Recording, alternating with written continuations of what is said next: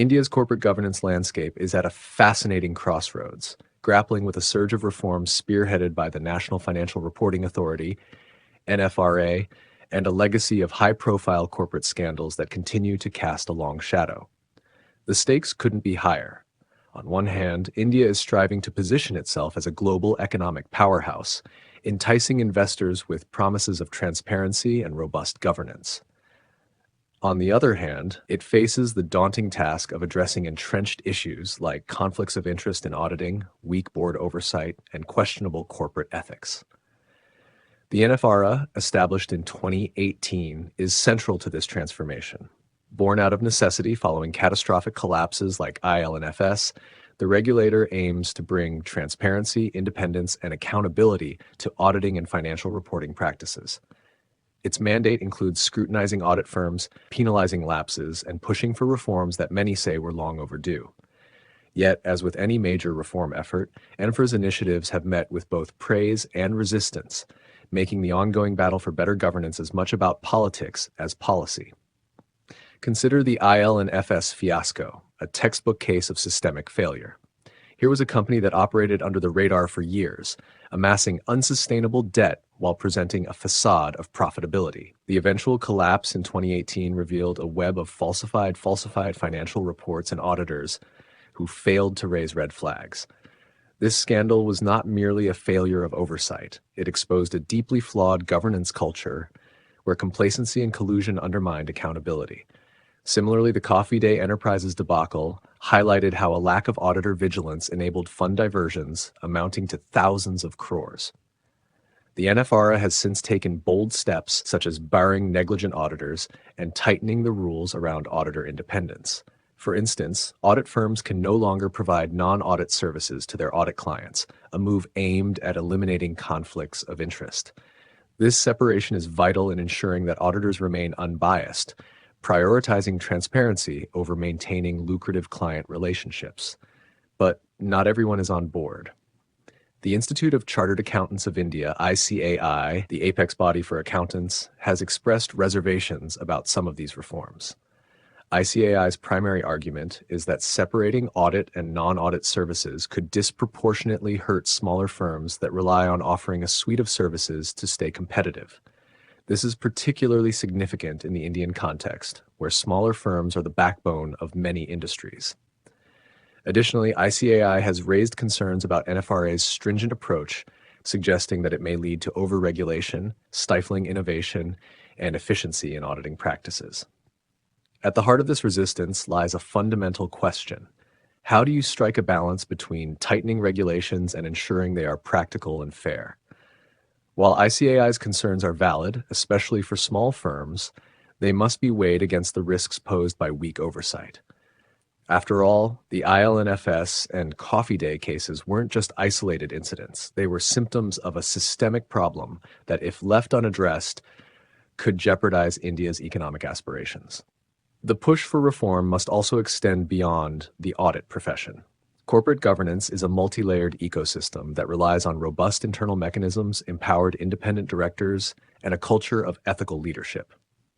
Independent directors, often touted as the gatekeepers of good governance, have a critical role to play.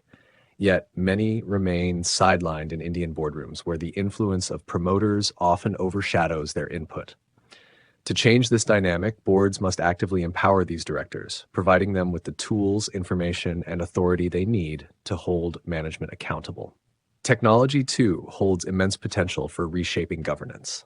Artificial intelligence, AI, and advanced data analytics can revolutionize auditing by detecting anomalies and red flags in financial data with unparalleled speed and accuracy. Imagine an AI system that flags suspicious transactions in real time, providing auditors and boards with actionable insights before issues snowball into crises. Similarly, blockchain technology could ensure tamper-proof financial records, adding another layer of trust to corporate reporting. But technology alone isn't a panacea. Effective governance requires a cultural shift, starting with leadership. The tone at the top sets the ethical climate of an organization. When CEOs and board members prioritize short-term profits over long-term stability, the entire organization suffers.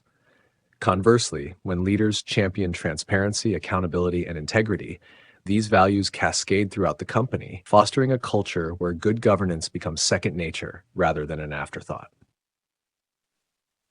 Another area that warrants attention is whistleblower protection. For governance frameworks to work effectively, employees must feel empowered to report unethical practices without fear of retaliation. Companies need robust mechanisms to address whistleblower complaints, ensuring that issues are investigated thoroughly and resolved transparently. For India to emerge as a global leader in corporate governance, it must also align with international standards. Adopting the International Financial Reporting Standards, IFRS, is one way to enhance credibility, making Indian companies more attractive to global investors. IFRS not only standardizes reporting, but also instills confidence in the financial statements of Indian firms, signaling to the world that they are on par with international peers. Ultimately, the future of India's corporate governance depends on its ability to balance regulation with practicality, innovation with tradition, and enforcement with education. NFRA's reforms, though essential, are just one piece of the puzzle. The broader challenge lies in fostering a culture of accountability, where companies don't just comply with regulations, but actively embrace governance as a driver of long-term success. The journey will not be easy. Resistance from vested interests, challenges in implementation, and the sheer complexity of reforming a system as vast as India's corporate sector are significant hurdles.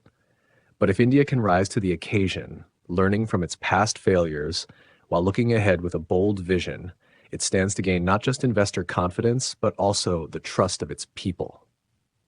Good governance is not just about avoiding scandals. It's about building a sustainable future where businesses thrive on the strength of their principles as much as their profits. Thank you for watching and engaging with this video. Your support means the world to us, and we're excited to continue bringing you insightful and impactful content. If you enjoyed this video or found it helpful, please give it a thumbs up. It truly makes a difference. Make sure to subscribe to our channel and hit the notification bell so you never miss out on future updates. Don't forget to share this video with your friends, colleagues, or anyone who would enjoy or benefit from it. Your encouragement inspires us to create more content that adds value to your life. Thanks again for being a part of our community. See you in the next video.